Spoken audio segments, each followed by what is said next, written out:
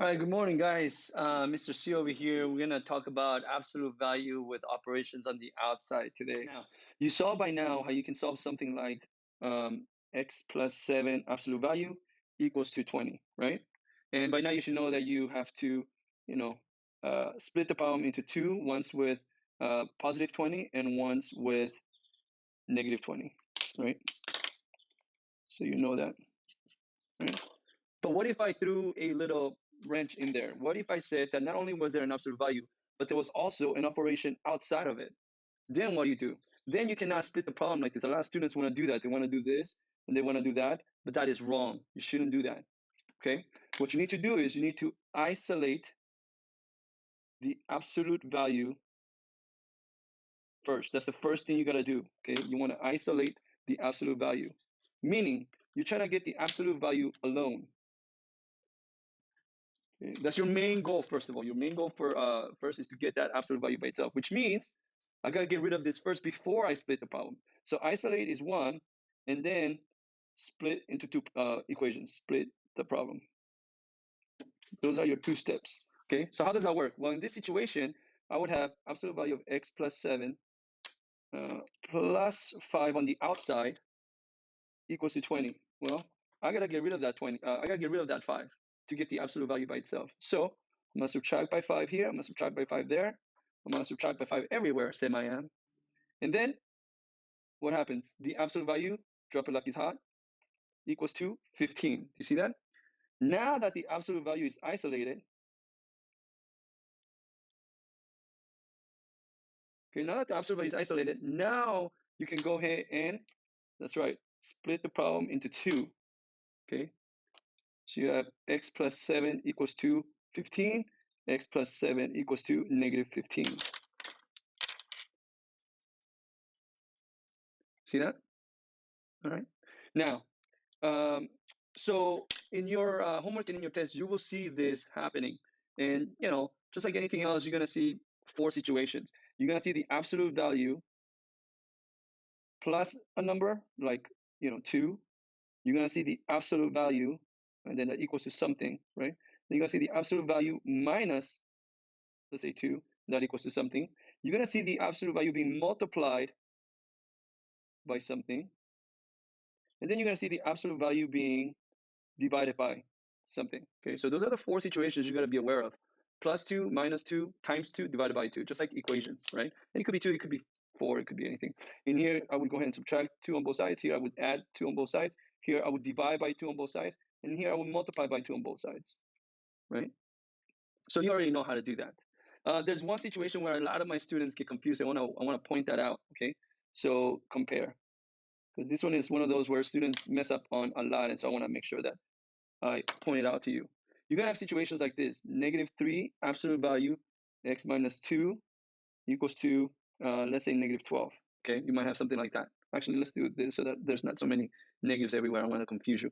Compare that with absolute value of x plus 2 minus 3 equals to, let's say, 17. Okay, now in both of these cases, the absolute value is not alone. You got to cancel two things, or one in each situation. You got to cancel this -3 here, and you got to cancel this -3 here. The way in which you cancel them, though, a lot of students want to do the same thing.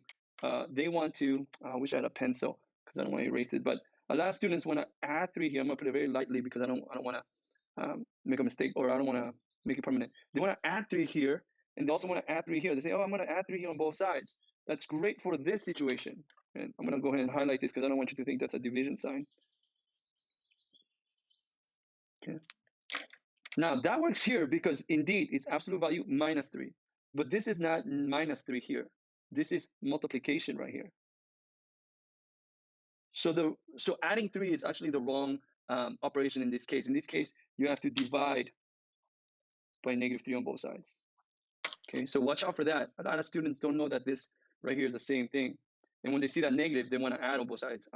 Don't do that. You want to divide by a negative. Okay. Now then, what happens? X plus 2 absolute value, and be careful with the double negatives. You get 4, and then you can split the problem. Here you will get absolute value of x plus 2 equals to 20, and then you would split the problem. And as you can see, these two problems are completely different. All right. So just know those things. Another thing that I want to go over is possible no solutions. All right, so let's check it out here. Possible no solutions.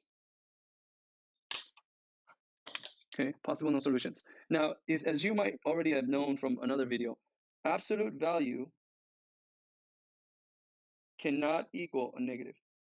Okay, absolute value cannot equal negative. Right? It's just like showers. We talked about that before. You come out clean either way. You don't come out dirty, right? So then a lot of students will say, oh, what if I have something like x plus 3 absolute value minus 10 equals to 4, right? Well, actually, let's go with negative 4. They'll say, hey, Mr. C, that equals a negative. I guess it's no solution. It's too early to tell, all right? The place at which you have to decide whether it's absolute, there's no solution or not, is once the absolute value is isolated. Is the absolute value alone? Nope, it's with a negative 10. So then you cannot make a decision yet. So what I'm going to do is I'm going to cancel that 10. And then I'm going to see that here it gives me positive 6. So now that the absolute value is isolated, now you can decide, is there a solution, yes or no? Well, since this is positive, yes, there is a solution. Matter of fact, there's 2 solutions, which means now you have to go ahead and split it. But let's say, for example, I had a very similar situation. Plus 10 equals to 4, let's say, or negative 4, that's fine. Right? Negative 4, you're like, or positive 4. Let's go with positive 4. Sorry about that. Let's go positive 4. I'm going to subtract 10 on both sides.